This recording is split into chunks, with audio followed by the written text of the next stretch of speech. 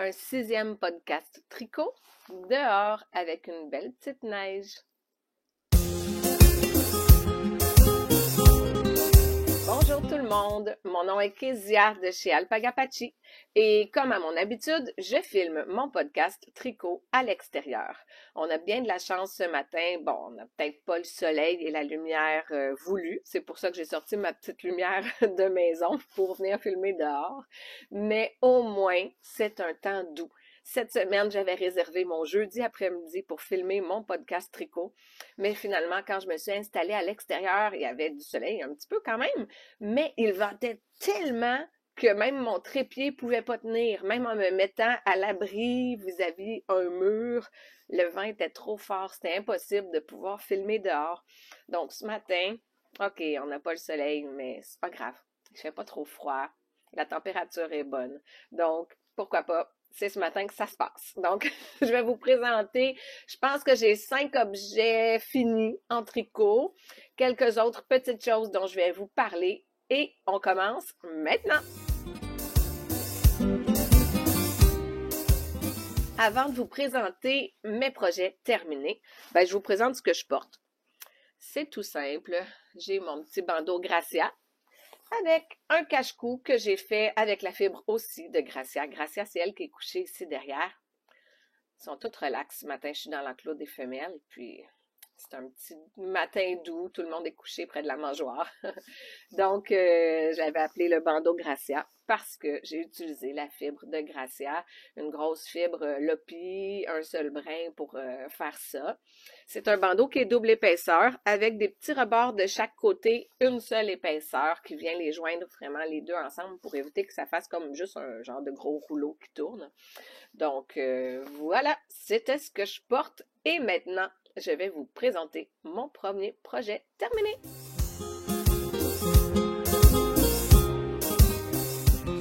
Alors, le voici, le premier terminé. Il s'agit du Mind Hat de Alison Potterack de Bebop & Knit. Eh bien, comme j'avais déjà tricoté le Spirit Cole en test knit pour elle, quand j'ai vu qu'elle sortait le Mind Hat qui fit ensemble, les deux sont faits pour pouvoir se tricoter ensemble, je me suis dit que je ne pouvais pas passer à côté. Donc, voilà ce que ça donne. Je l'ai réalisé avec 3 couleurs, comme ça demandait dans le patron, mais j'aurais tout aussi bien pu utiliser la même couleur pour le rebord que la couleur du fond ici, puis ça aurait été aussi très joli. C'est un beau patron qui est disponible sur Ravelry en anglais au coût de 6$ US. Qu'est-ce que je peux vous dire à son sujet? Il y a 2 versions. Ça, c'est intéressant à savoir. Il y a une version qui est texturée. Donc, à la place d'avoir des couleurs, c'est un changement de texture qui va créer le motif.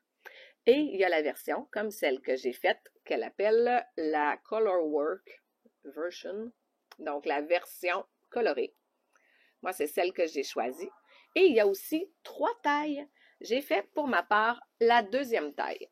Donc, là, je vais l'essayer pour vous montrer qu'est-ce que ça donne. Voilà. Donc, la 2e taille, on voit que pour moi, c'est quand même un petit peu grand. Mais bon, ceux qui me connaissent savent que souvent, je fais des chapeaux un petit peu grands aussi. J'aurais pu le faire plus petit, aurait été plus serré au niveau de la tête. Donc, pour le faire, on commence ici avec le rebord, avec des aiguilles, excusez-moi, US 4, donc 3,75 mm. Puis ça, c'est tout simple. Bon, un petit rebord, comme on est habitué de faire lorsqu'on tricote des chapeaux. Et ensuite, lorsqu'on change de partie, on va changer pour des aiguilles US 5, donc des 4 mm pour le reste. Le patron recommande une fibre ou bien une laine de calibre sport. Moi, j'ai utilisé toute la fibre de mes animaux ici. Donc, le tout noir ici, pour le rebord, c'est la fibre de réglisse. Oh, elle est derrière la mangeoire, je crois. On la voit. Oh, peut-être ici, avec la neige, comme ça, j'ai de la misère à voir c'est qui. Réglisse, c'est celle qui est toute noire. Ensuite, pour la partie claire, j'ai utilisé 37 grammes. Réglisse, je l'étudie. J'ai pris 23 grammes. Ensuite, pour la partie la plus claire, j'ai pris 37 grammes de la fibre de opale que vous voyez là. Sa tête est relevée en ce moment. Et le brun que vous voyez, je vais l'approcher pour que vous voyez mieux. Ce brun-là, ça m'a pris aussi 37 grammes. Donc, ça ne prend pas des grosses quantités, hein, c'est juste une petite sucre, là. Et j'ai pris, en fait, j'appelle ça mon mélange de ferme. C'est que des fois, il est arrivé que j'ai mélangé la fibre de plusieurs animaux pour faire un fil, ou bien, comme dans ce cas-ci, j'avais fait filer certains fils dans une filature en envoyant la toison nettoyée de mes animaux. Et puis, ceux qui avaient la filature à cette époque avaient pris tous les petits restants qui restaient à la fin de chacun des lots de mes animaux pour le mélanger et me faire ce qu'on appelle un fil de ferme, donc un petit peu de tout le monde dedans. Moi, j'aime bien le principe parce que ça vient de tous les animaux ici. Donc, voilà le Mind Hat. J'ai adoré tricoter ce patron. C'est vraiment le fun. Moi, j'aime ça, faire des motifs de couleurs comme ça. À chaque fois, j'ai l'impression de faire du coloriage. Puis là, quand je commence quelque chose, il faut vraiment que je finisse ma section. C'est comme addictif, on veut se rendre jusqu'au bout.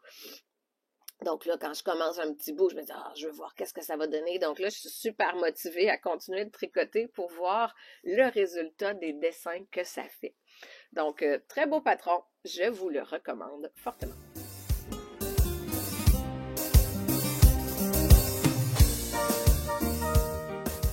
Alors, le deuxième projet terminé. C'est bien ça? Oui, on est rendu au deuxième. Il s'agit du Winter Morning de Kalura Hudson. Donc, c'est un petit bandeau, tout simple. Comme j'étais au cœur d'un projet un peu plus long que je vais vous présenter ensuite, j'avais besoin à un moment donné de me changer les idées, de faire quelque chose de rapide, d'avoir une satisfaction immédiate. Alors, c'était un projet parfait pour ça. Ça va très vite parce que, entre autres, on utilise une fibre, excusez-moi, super bulky. Donc, c'est ça, c'est du gros fil, ça avance vite. Et le projet, il est très simple. C'est un patron qui est gratuit sur Ravelry. Donc, allez télécharger, mettre dans votre bibliothèque. Et c'est un accessoire parfait pour le printemps qui s'en vient, ou du moins qui serait supposé d'arriver. Parce qu'ici, c'est le printemps, mais on dirait qu'il commence à neiger plus qu'en hiver. On n'a pas eu bien de neige au Québec cette année. Donc, voilà le Winter Morning. C'est très simple à réaliser. On commence au début avec un fil rebut. On fait une petite chaînette, un montage provisoire sur lequel on va commencer notre tricot. Et il s'agit d'une petite torsade au centre qui se réalise sur 6 rangs qu'on va répéter tout au long du bandeau. Donc, c'est très facile, c'est facile à mémoriser. Et pour celles qui n'ont jamais fait de torsade, c'est un patron parfait pour commencer parce que c'est tout simple, hein? On fait la même torsade toujours, il n'y a pas de changement, on répète la même chose du début jusqu'à la fin du patron. Pour ma part, quand je fais des torsades, je prends une aiguille double pointe en bois parce que je trouve que ça glisse pas trop, là, comme le matériel n'est pas trop glissant. Donc, j'échappe pas mes mailles et je les place soit devant ou derrière. Je vais vous montrer tout à l'heure là ce que je fais. Donc, voilà. Quoi dire de plus? Rendu au bout, quand on a fait toute la longueur désirée, on va coudre ensemble avec un Kitchener Stitch. Un point Kitchener. Oups, excusez. Alors, voilà ce que ça donne. Un beau petit bandeau qui fit très parfaitement avec mon manteau, hein? Gris comme ça. C'est génial. Moi, j'ai pris une fibre 100% alpaga que j'avais, super bulky. Mais ça peut se réaliser avec n'importe quelle grosse fibre que vous avez, un restant de pelote, parce que comme ça n'en demande pas beaucoup, on peut utiliser des restants avec des petits projets comme ça et pourquoi pas l'agencer avec un chandail que vous avez fait précédemment, quelque chose comme ça. Ça pourrait être bien beau pour le printemps. Donc, voilà ce qui était pour le Winter Morning de Kalura Hudson.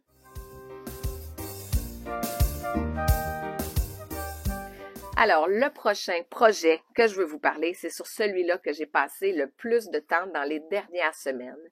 Il s'agit du Maiden Voyage Wrap, toujours réalisé dans le cadre de Test Knit pour Allison de Bebop & Knit. Donc, je vous montre. Je vais me reculer.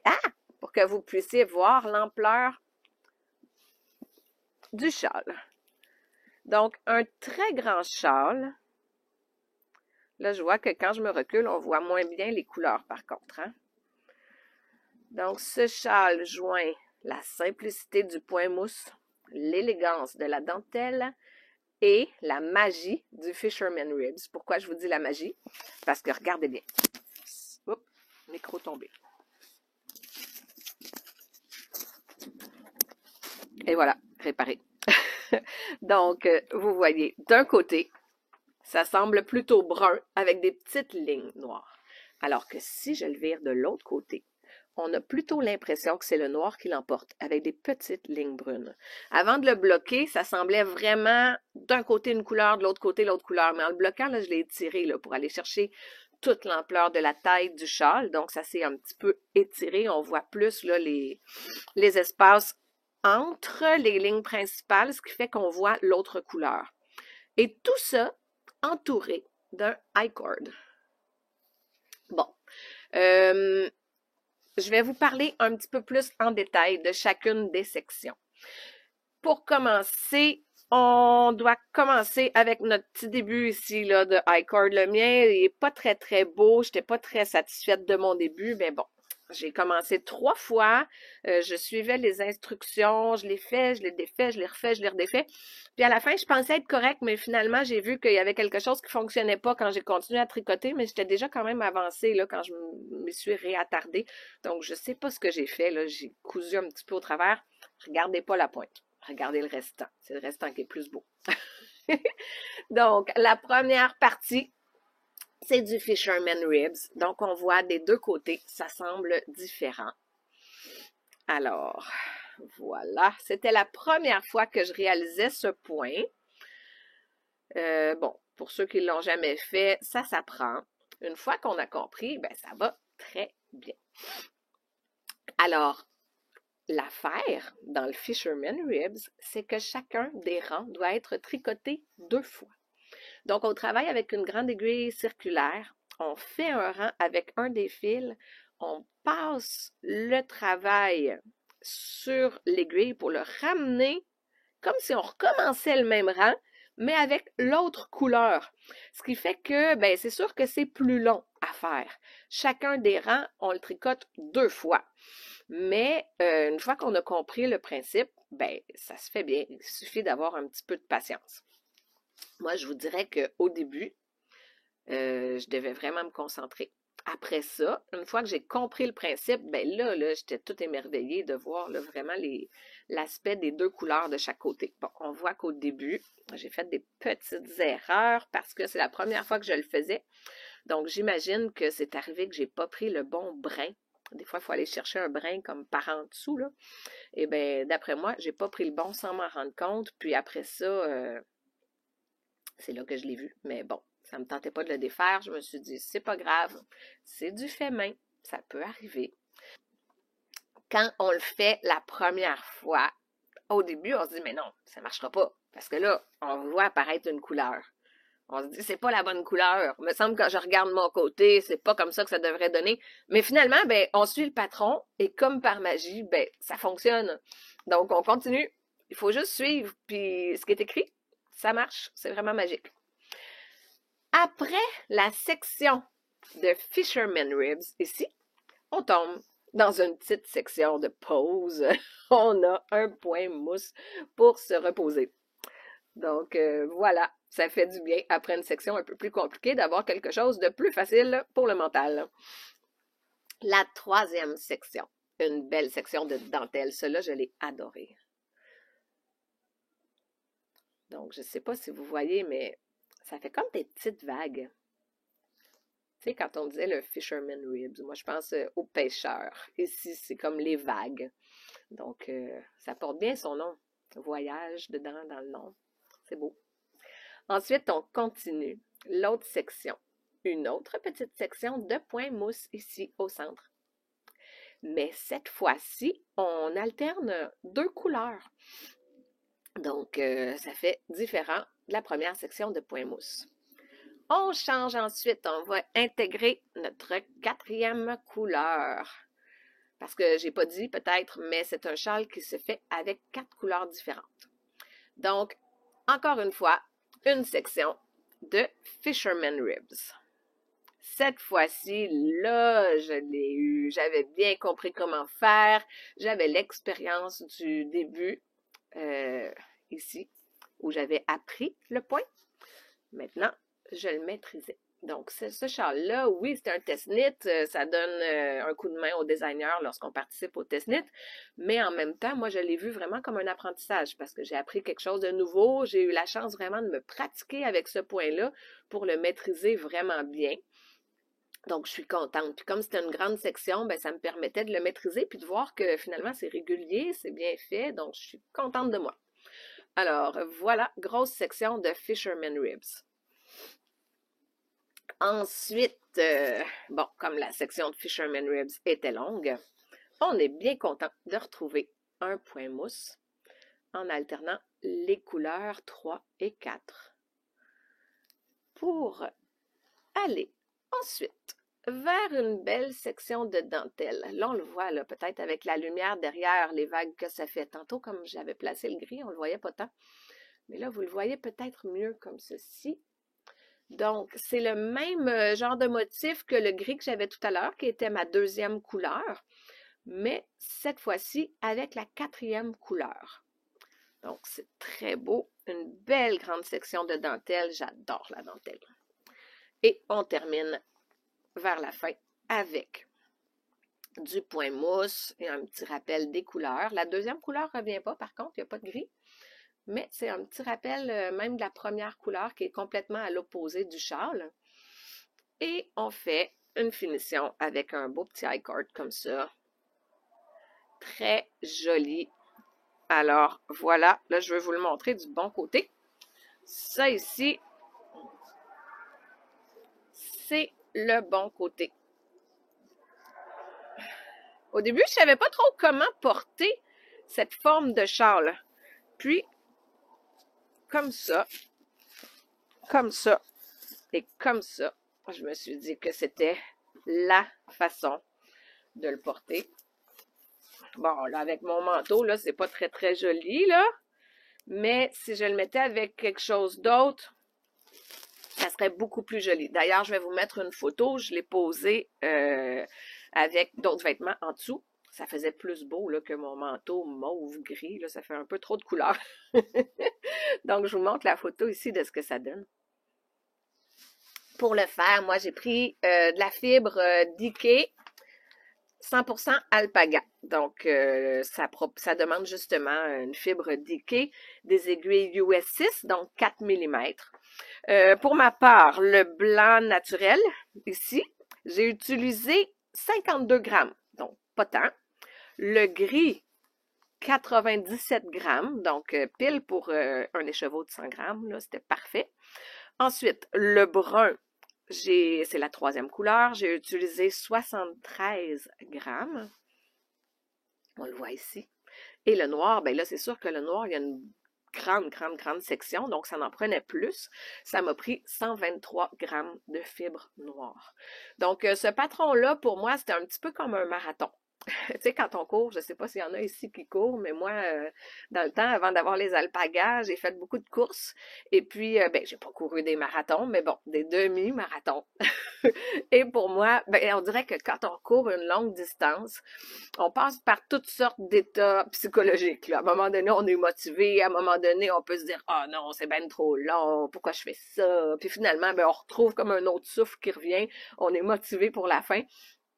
Eh bien, dans mon châle, c'était pareil. J'ai passé par toutes sortes d'émotions parce que je voulais le terminer à temps pour le test-knit. L'avoir fait pour moi, j'aurais peut-être pas eu le même genre d'émotion parce que je m'aurais dit, bon, quand je suis tannée, je le mets un peu de côté puis je recommencerai la semaine suivante, c'est pas grave. Mais là, je voulais vraiment respecter les dates. Donc, je me dis, OK, il faut que j'aille des objectifs, il faut que je fasse telle section pour telle date, telle section pour telle date si je veux y arriver à temps. Donc, à un moment donné, OK, là, ça va vite, c'est motivant. Oh, wow, Fisherman Ribs, je viens de comprendre comment ça fonctionne, mais c'est donc bien génial, c'est de la magie, wouhou! Là, j'étais contente, je tricotais. Mais à un moment donné, quand je suis tombée dans la longue, longue section de Fisherman Ribs. Je me suis dit, mais mon Dieu, mais ça, c'est interminable. Pourquoi je fais ça? Ça n'a pas de sens. C'est même trop long. Parce que c'était 2 fois chacun des rangs. Mais bon, tu sais, avoir pris une pause, j'aurais recommencé quelques jours plus tard. Ça aurait été bien correct. Mais là, c'est juste moi qui voulais comme un peu me challenger pour tout finir à temps, avoir le temps de le bloquer, de prendre les photos, de tout faire avant la date finale. Donc, c'est ça. Quand je suis retombée dans la dentelle proche de la fin, bon, même si la dentelle est longue, ça va bien plus vite pour moi à faire parce que, bon, je suis habituée de tricoter de la dentelle, puis chaque rang se tricote une seule fois. Donc là, j'ai repris comme ma motivation du début pour continuer. Puis la fin, ben là, c'est bien simple, alors ça va super vite, là, du point mousse, il n'y a rien de compliqué là-dedans. On peut le faire en écoutant la télé, en jasant avec des amis, peu importe, ça va vite. Donc, voilà ce qui était du Maiden Voyage Wrap. Donc, pour ceux qui ont envie d'un beau gros châle enveloppant, mélangeant plein de textures, eh bien, c'est un patron parfait pour ça.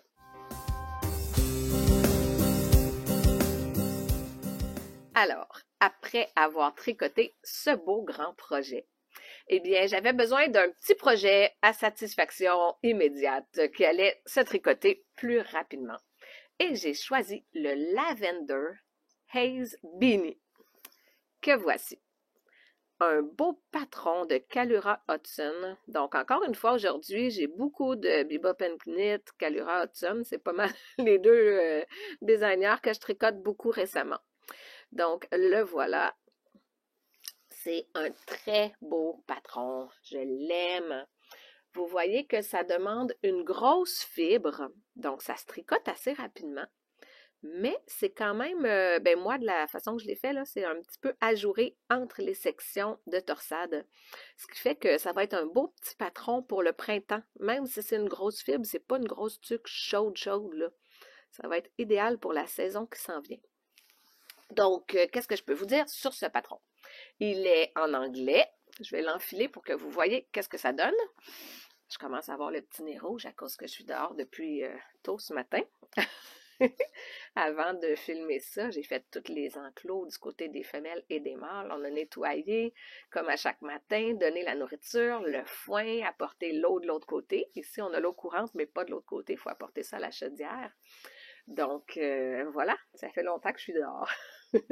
C'est pas grave, bien habillé, c'est bien correct. Je vais mettre l'étiquette sur le côté, ça va être plus joli. Donc, vous voyez, c'est un patron en anglais, disponible sur Ravelry au coût de 6 $. Je n'avais pas remarqué, mais ça fit quand même bien avec la fibre de Gracia. C'est pas la fibre de Gracia, c'est un 80% Alpaga du Québec et 20% Mérino jaune or. On ne voit pas beaucoup le Mérino jaune or, mais si je me rapproche, vous allez voir quelques petits points un petit peu au travers. On le voit plus ici là, avec la lumière là, quand je m'approche, mais c'est discret, c'est délicat comme petite touche de jaune, mais ça fait joli. Donc, voilà. C'est un patron qui est one size, donc une seule grandeur. C'est sûr qu'on peut adapter la longueur. Pour ma part, je l'ai fait plus long que ce que ça demandait. On demandait 5 fois le motif de torsade. Moi, je l'ai réalisé 7 fois. Mais bon, vous voyez qu'en arrière, il est lousse. J'aurais pu le faire moins de fois, mais j'avais peur que ça, tu sais, que ça tire ici puis que ça descende pas bas. Je voulais pouvoir que ça se descende un peu plus. Et quelqu'un qui le trouverait trop grand pourrait tout à fait prendre des aiguilles un petit peu plus petites, le serrer plus ou tricoter plus serré, parce que je pense que j'ai tricoté un peu l'autre sens. On le voit ici, là, ça fait comme des petites sections un peu ajourées, légèrement ajourées. Donc, on commence le tout au début ici avec un long tail tubular Caston avec des aiguilles US 9, donc des 5,5 mm.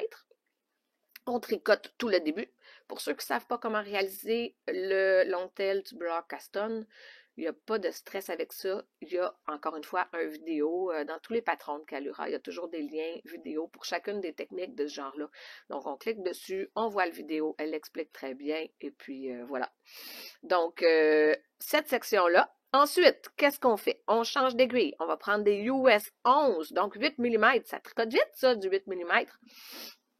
Et on peut suivre les explications soit avec la charte ou bien rang par rang.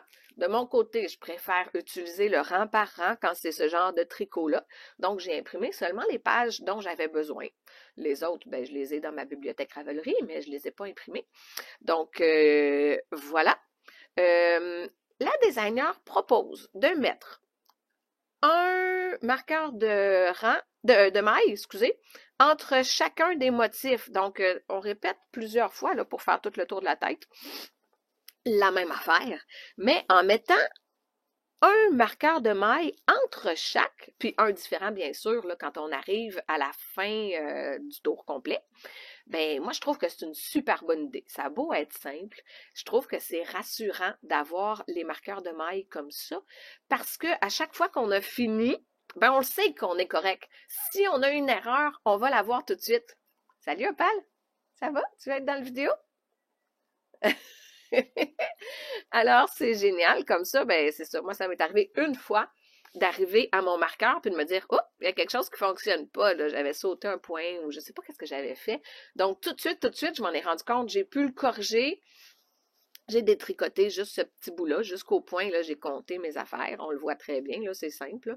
Eh bien, j'ai arrangé ma petite erreur et j'ai continué après. Mais j'ai trouvé ça bien le fun de m'en rendre compte tout de suite, pas à la fin de tout, le rang, de voir tout, le détricoter parce que quelque chose qui n'a pas fonctionné.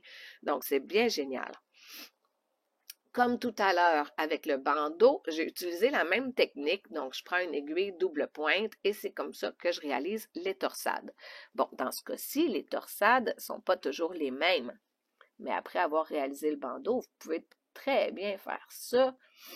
Ça se fait bien et c'est très bien expliqué. Il n'y a rien de difficile là-dedans, il suffit de lire les explications et le suivre. Lorsque je fais des torsades, j'utilise tout simplement une aiguille double pointe. Dans ce cas-ci, je devrais mettre 2 mailles en attente derrière le travail. Je tricote la 3e. Et à la place de remettre mes 2 mailles sur mon aiguille de gauche, eh bien, je peux tout simplement la glisser et aller les tricoter. Donc, je trouve ça plus simple et bien efficace. Voilà, la torsade est faite. Alors voilà, on tricote ça. Moi, je l'ai fait 7 fois, je vous disais tout à l'heure, le motif. Et rendu au bout, ben, les diminutions là, pour finir le chapeau sont très rapides. Elles se font sur 3 rangs seulement. Donc, 3 rangs de diminution, zoup, zoup, zoup, on passe l'aiguille dedans, on rentre ça, on... wave for the end, là, qu'ils disent là, dans les patrons en anglais. Donc, on va rentrer le fil par en dedans. Et voilà, le tour est joué. Un beau chapeau de fait.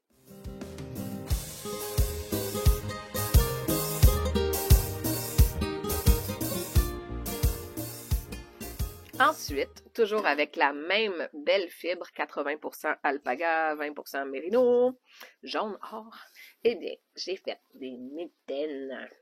Alors, je les enfile tout de suite pour vous les montrer parce qu'il fait froid dehors. Ça me tente pas de rester pas de mitaines. Les voilà! Là, si je monte un petit peu mon manteau, vous allez mieux voir là, pour pas que ça replie. Ah, je les adore, elles sont tellement belles. J'aime beaucoup le motif ici. C'est les Snow Fern mitaines de Kalura Hudson, disponibles sur Ravelry au coût de 6 $ US. Donc, voilà. Il y a une seule grandeur dans le patron, mais bon, on pourrait l'adapter. Changer de fibre, en prendre une plus petite, tricoter avec des plus petites aiguilles. On pourrait le modifier là, par nous-mêmes si on veut faire plus petit ou plus grand. Oups, qu'est-ce que c'est ça? Je vois qu'il y a un fil ici qui sort. Haha, c'est mon fil. Quand j'ai fini ma mitaine, j'étais trop pressée. J'ai laissé un fil. Je vais l'arranger tantôt, c'est pas grave. Je ferai ça à l'intérieur parce que là, il fait trop froid pour travailler dehors. Donc, voilà. On commence comme le chapeau tout à l'heure, avec un tubular Caston au début. On fait nos côtes. Tout ça se fait avec des aiguilles US 8, donc 5 mm. Et bon, il y a encore le vidéo, comme à l'habitude. Moi, j'ai travaillé cette fois-ci en Magic Loop, donc c'est important d'avoir des bonnes aiguilles. Là, je vous dirais que c'est la première fois que je me rends compte à quel point c'est important d'avoir des bonnes aiguilles. Parce que faut que je vous montre les aiguilles. Bon, j'avais des aiguilles comme ça. Je l'ouvre pour vous montrer. C'est un paquet d'aiguilles que j'avais acheté sur Internet, mais qui ont un fil métallique comme ceci. Bon, si on tricote un grand ouvrage qui fait tout le tour, ben, ça va, là, c'est des aiguilles, ça fonctionne. Mais pour le Magic Loop, le fait que ce soit en métal, on dirait que mes aiguilles, tu sais, quand ça va se rapprocher comme ça, avaient tendance à vouloir s'écarter. Donc, la partie où est-ce qu'on arrive au bout d'un côté, là, avant de tourner l'autre bord du Magic Loop, ben, entre les mailles, ça voulait s'écarter un petit peu. Fait que ça travaillait pas super bien. C'est pas la faute du patron, là. C'est vraiment mes aiguilles qui étaient pas très agréables, je dirais. Alors, pourquoi j'ai pris ces aiguilles-là? Parce que c'est celles que j'avais. Bon, excusez-moi, je fais du bruit avec l'emballage, là. Bon, je vais déposer ça. Alors, pourquoi j'ai pris ces aiguilles-là? C'est tout simplement parce que c'est celles que j'avais sous la main, qui étaient de la bonne taille, qui semblaient fitter pour le patron, mais je trouvais que c'était pas agréable à tricoter. Tu sais, on dirait qu'à un moment donné, on devient un petit peu difficile. Quand on commence à faire plus une affaire comme un sport, quand on commence à plus travailler un sport, on veut de l'équipement de qualité, ben quand on tricote, c'est pareil, ça vaut la peine, je pense, d'investir pour des bonnes aiguilles. Puis après ça, on est content, là, ça travaille bien, plutôt que d'acheter un kit d'aiguilles vraiment pas cher. Puis après ça, ben on est des fois un petit peu déçus. Donc, dès que j'ai changé de section, ici, ça demandait de changer d'aiguille pour des US 10 6 mm. Ben là, j'ai pris mes autres aiguilles que j'avais. Puis, waouh, quel changement! Là, ça allait super bien. Donc, j'ai vraiment noté la différence tellement que je me suis tout de suite commandé d'autres aiguilles parce que j'aimerais bien en refaire des mitaines comme celle-ci ou encore similaires. Tu sais, peut-être suivre un petit peu le patron pour partir mon début, puis si changer, soit les faire toutes unies, faire des rayures avec des restants de pelote qui me restent de fibres de cette grosseur-là, peu importe. Mais je me suis dit, c'est un patron que j'ai tellement aimé que je veux en refaire. Donc, c'est important que si je les refais, ce soit plus agréable de travailler avec des bonnes aiguilles. Alors, voilà, j'ai déjà reçu mes nouvelles aiguilles. J'en ferai d'autres, c'est certain. Alors, cette fois-ci, bon, encore une fois, comme je vous le disais tantôt, je suivais les indications rang par rang. Ça va très bien, super bien expliqué. Je travaille avec mon aiguille double pointe en bois pour faire mes torsades. Cette fois-ci, vous voyez, il y a plusieurs torsades différentes, parfois par en avant, parfois par en arrière, mais ça se réalise vraiment très bien. Puis ça va vite aussi parce que c'est une grosse fibre. On commence, on fait ça très vite. Ben, on arrive à la section où on met les mailles du pouce en attente. Ici, on va refermer avec un petit point qu'on rajoute. Et on continue de tourner, on fait le travail jusqu'au bout. Ici, on va faire nos diminutions et on revient prendre le pouce pour terminer les mitaines.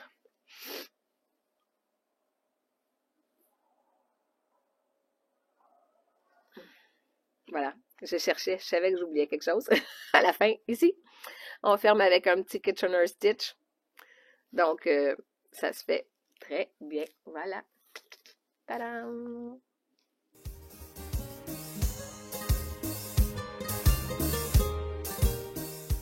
Alors, pour ce qui est des projets de tricot en tant que tel, eh bien, j'ai terminé de vous présenter tous mes projets finis. Je pense que il y a un petit désaccord en arrière, j'entends, là. Vous l'entendez peut-être pas parce que vous entendez sûrement plus ma voix avec le micro, mais j'ai entendu une cocotte qui a craché sur l'autre. Je pense qu'il y a une petite chicane. Il y a quelque chose qui se passe. Bon, je reviens à mon filage. Alors, comme je sais que la prochaine tonte va finir par arriver un jour, donc soit fin mai ou début juin de cette année, eh bien, je me suis dit qu'il fallait pas juste que je tricote, mais aussi que j'avance parce que si vous voyez mon atelier, c'est un peu gênant. J'ai tellement de fibres, des sacs de fibres que j'ai pas terminés. Je me suis dit là, faut que ça l'avance parce que ben je tricote plein de beaux projets, parfois avec la fibre de mes animaux, mais que j'avais accumulé aussi avec le temps, que j'avais pas tout tricoté. Et comme là, ben c'est ça, ça s'en vient. Il faut que j'avance plus pour préparer mes fils. Donc, j'ai fait le dernier écheveau de la fibre de mon beau bébé Misky de la dernière tonte. Donc, pour ce qui est de Misky, je suis à jour. Voilà, j'ai terminé. Et pour ceux qui ont écouté là, mon petit épisode du Tour de Fleece de l'été dernier, je pensais vraiment terminer la toison de Misky l'été dernier. Mais bon, j'ai un peu mis ça de côté, j'ai tricoté, j'ai tissé, j'ai fait plein de choses et puis je l'avais pas terminé encore. Donc voilà, c'est maintenant chose faite. La toison de Misky 2023 est terminée. Ensuite, j'ai terminé aussi celle de Réglisse. Réglisse, vous la voyez derrière, là, la toute noire. Hop, elle est là. Elle semble blanche à cause de la neige, mais elle est toute noire. Donc voilà, ça c'est un gros écheveau parce qu'il m'en restait quand même beaucoup. J'ai fait un fil quand même assez gros, tout noir, 100% alpaga, 100% réglisse. Donc cette toison est elle aussi terminée. Dans les prochains temps, vous verrez un jour un beau tricot avec ça. Tout doux. Mais pour l'instant, on a seulement la fibre. Mais juste ça, c'est toute une job. Ensuite, bon, il me restait un petit peu de la toison de Golden Roses de 2022, mais une très petite quantité. Puis là, j'ai fait une gaffe. Bon, mon fil est moins beau que la normale. En fait, sur mon rouet, c'est un rouet quand même moderne. Donc, je peux replier les pattes, je peux le mettre dans un sac à dos, il est super pratique. Sauf que il y a plusieurs roulettes où il y a une genre de bande qui passe là, quand je pédale avec mes pieds. Là, c'est un rouet à 2 pédales. Eh bien, selon sur quelle roue je le mets, ça n'a pas la même vitesse. Et puis là, je pense que ce que j'ai fait comme gaffe, c'est qu'une fois, bon, ça ici, là, c'est comme un bout là, que j'ai juste mis pour attacher mes fibres ensemble, mais j'ai tricoté un brin sur une des roues et l'autre brin, je ne l'ai pas mis sur la même roue. Donc, j'avais pas la même tension, pas le même ajustement, ce qui fait que quand j'ai voulu les retordre, ça a donné ça. Bon, je suis pas satisfaite, je suis pas fière, mais heureusement, c'était juste une petite quantité, donc j'ai pas gâché un gros lot de fibres. Et puis, bon, j'ai appris de mon erreur, hein. Maintenant, à chaque fois, je vais vérifier vraiment sur quelle roue je l'ai mis pour tricoter chacune des bobines avec la même tension. Je suis certaine que c'est ça mon erreur. Ça m'avait fait ça une fois l'été dernier aussi, mais je sais pas, j'ai oublié. J'ai refait la même chose. C'est pas grave. Je vais la garder tout de même. Je vais voir s'il y a quelque chose dans quoi je pourrais l'intégrer. Si jamais vous avez des idées, ben, écrivez-moi. Dites-moi ce que vous pensez que je peux faire avec ça.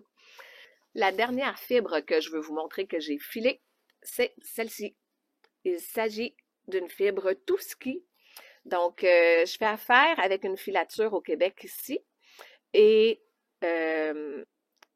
j'ai acheté pour la boutique des rubans, du roving, là, si on veut, pour celles qui aiment filer. Mais je voulais le tester, je voulais l'essayer, voir qu'est-ce que ça donnait. Et je trouve que le résultat est vraiment magnifique. Donc, il s'agit du Touski. Ça le dit, tout ce qui reste. Donc, il y a beaucoup d'alpagas québécois là-dedans, de toutes sortes de couleurs. On voit qu'il y a du fauve, il y a du blanc, il y a du gris, il y a du noir, du brun, toutes sortes de couleurs mélangées, avec un peu de bambou aussi, un peu de mérino. Donc, c'est un peu de tout ce qui reste qui a été fait en ruban qu'on utilise pour filer. Donc, j'ai fait 2 brins différents, ce qui fait que parfois, on a une couleur, parfois, on a une autre. Puis, dans chacun des brins, ben là, ça alterne, ça fait toutes sortes de couleurs ensemble. Mais, oh, je reviens. Je trouve, là, que ça, avec les couleurs naturelles d'alpaga, celles que je vous montrais tantôt, puis ça s'agence vraiment très bien. Vous voyez, même avec du noir, avec du blanc, il y a de quoi de beau à faire, là. Alors, je ne sais pas encore qu'est-ce que je vais faire, mais c'est pas grave. Moi, je prépare ça, je les garde de côté, et puis quand vient l'inspiration, quand je vois le patron, eh bien, c'est là que je fais quelque chose avec. En attendant, ben, je continue. Là, il me reste de déjà cardé, prête à filer, les toisons de 2022. C'est gênant à dire, mais c'est vraiment ça. La toison de 2022 de Inti, de Chasqui et de Opal. Donc, mes prochains filages, ça devrait être ça si je ne m'égare pas avec plein d'autres choses, parce que j'ai d'autres choses aussi à la maison. Mais il me reste aussi à carder et à filer les toisons de Chasqui, de Gonzi, de Gracia et de Inti de 2023. Donc, oui, j'ai quand même avancé, mais il m'en reste beaucoup, beaucoup, beaucoup. Donc, dans les prochaines semaines, c'est sûr que je vais quand même investir beaucoup de temps dans le cardage et le filage parce que, ben, veux pas, faut que ça l'avance si je veux pas que les choses s'accumulent. Et de toute façon, ben, ça va me faire un magnifique fil pour pouvoir faire plein d'autres beaux projets comme ceux-ci après.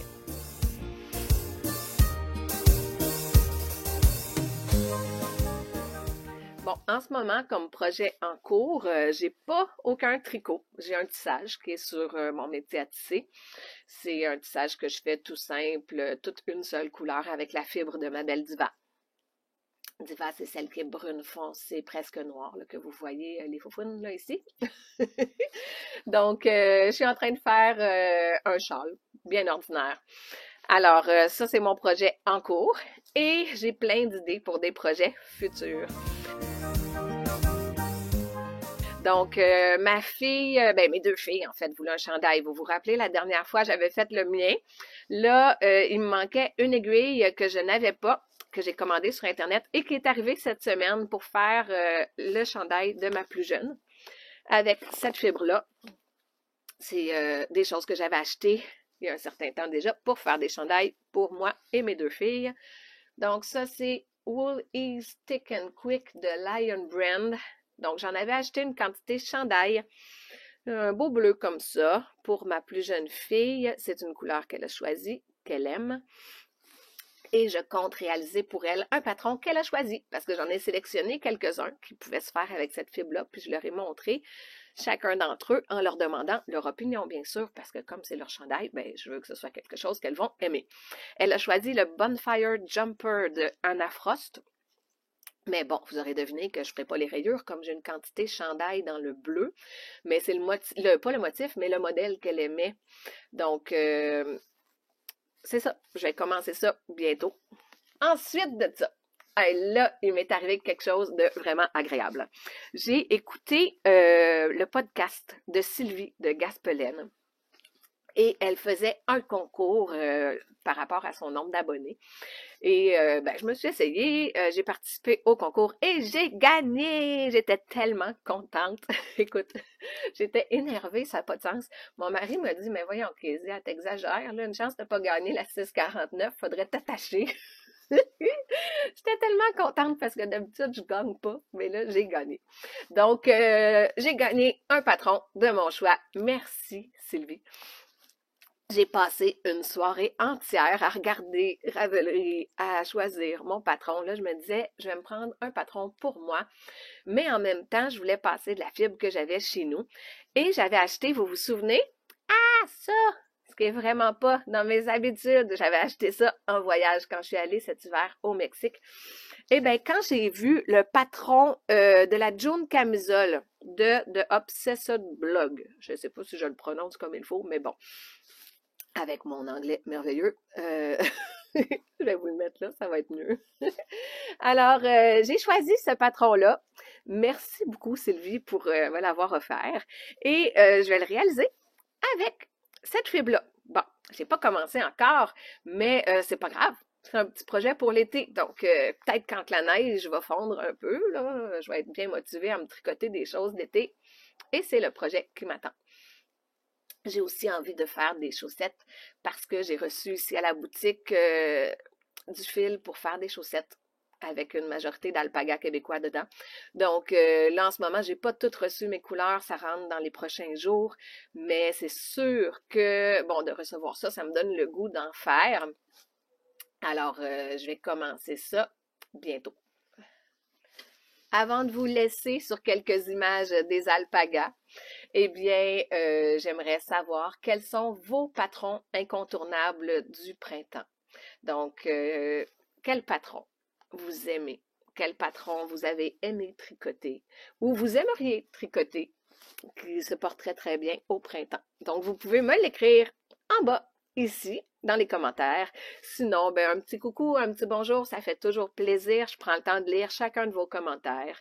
Et d'ici la prochaine fois, je vous dis à bientôt.